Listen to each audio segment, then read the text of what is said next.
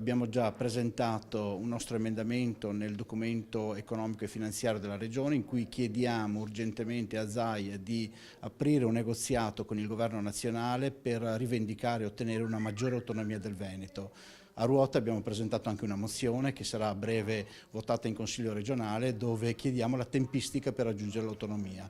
Riteniamo che oggi sia urgente perché il Veneto ha bisogno di trattenere quelle risorse che oggi invece vanno a finire a Roma. È sempre brutto dire che l'avevamo detto, però esattamente quello che è successo. Il percorso dell'indipendenza si è rivelato inattuabile, quello che aveva lanciato la Lega ancora nella scorsa legislatura. Noi avevamo risposto con una proposta che invece riguardava l'autonomia.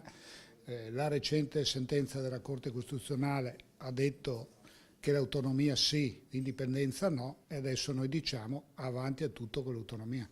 Sabato 12 a Vicenza faremo formazione proprio nell'ambito del tema dell'autonomia possibile per il Veneto. È un obiettivo da raggiungere e raggiungibile. Certo dovremo anche dire no a questa riforma dello Stato che è assolutamente centralista.